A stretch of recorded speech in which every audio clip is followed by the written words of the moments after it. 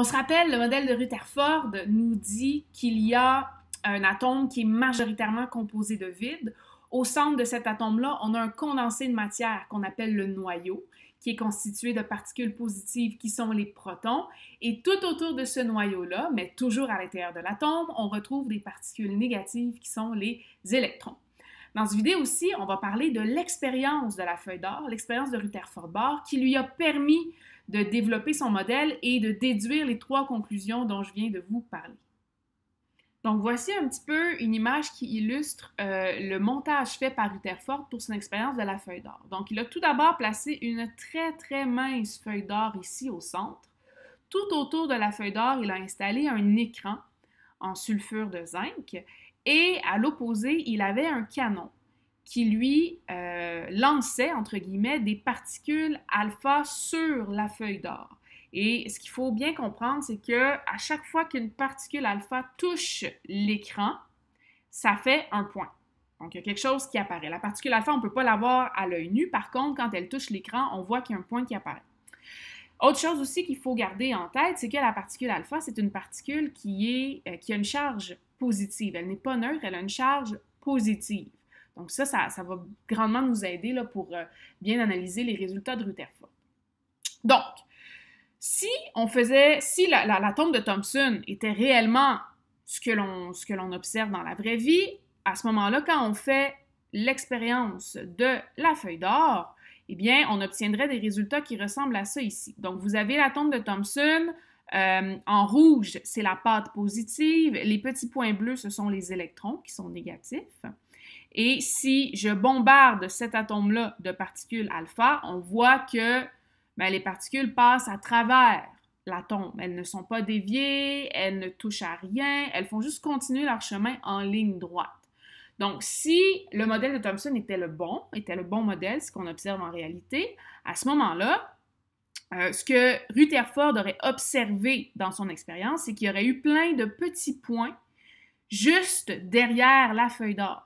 Donc, les particules alpha auraient tout simplement continué leur chemin en ligne droite et donc derrière la feuille d'or, j'aurais observé une grande concentration de petits points qui représentent les particules alpha qui ont touché à l'écran. Par contre, Rutherford, c'est pas du tout ça qu'il va observer. Rutherford, il va se rendre compte qu'il y a des points en plus ou moins grande quantité tout autour de l'écran. Il va en avoir beaucoup derrière la feuille d'or, mais il va en avoir aussi quelques-uns sur le côté gauche, sur le côté droit. Il y en a même qui vont être presque ici, là, aux limites de l'écran vers le canon.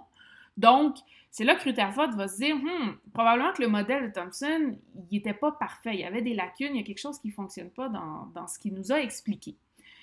Donc, lui, à partir de ces informations-là, Rutherford va développer son propre modèle. Donc, qu'est-ce qu'on observe avec l'atome de Rutherford? Donc, vous le voyez ici, l'atome de Rutherford. Je lance des particules alpha qui sont roses. On voit que la plupart des particules alpha continuent leur chemin en ligne droite. La plupart des particules alpha, donc, ne rencontrent pas d'obstacle sur leur chemin, ne passent pas proche d'un obstacle.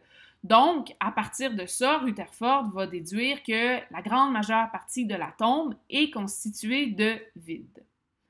Ensuite, il va remarquer qu'il y a une certaine quantité de particules alpha qui sont déviées.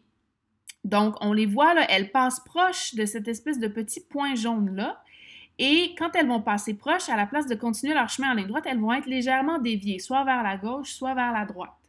Donc, à partir de ça, Rutherford, il va conclure qu'en quelque part dans l'atome, j'ai une concentration de matière qui est positive. Parce que si les particules alpha positives sont déviées, c'est parce qu'elles sont passées proches de quelque chose qui était également positif. Le plus et le plus se repoussent. Troisième observation, il va se rendre compte qu'il y a des particules alpha qui vont carrément revenir sur leurs pas. Elles vont passer dans la feuille d'or et elles vont rebondir et revenir sur leurs pas. Et donc ça va lui permettre de conclure que la particule alpha a touché quelque chose de solide, elle a touché de la matière. Et donc, en quelque part dans l'atome, j'ai un condensé de matière et c'est ce qu'il va appeler le noyau.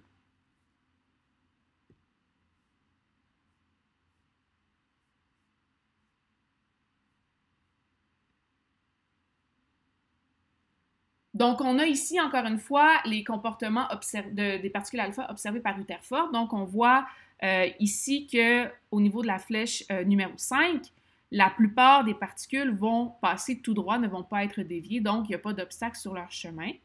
On va aussi voir avec la flèche numéro 1 et la flèche numéro 3 que certaines particules alpha vont être déviées. Elles ne sont pas entrées en contact avec un objet parce qu'elles ne reviennent pas sur leur pas, elles font juste être déviées de leur trajectoire. Donc, ça veut dire qu'elles ont rencontré, elles sont pas assez proches du moins d'un obstacle qui avait la même charge électrique qu'elles-mêmes.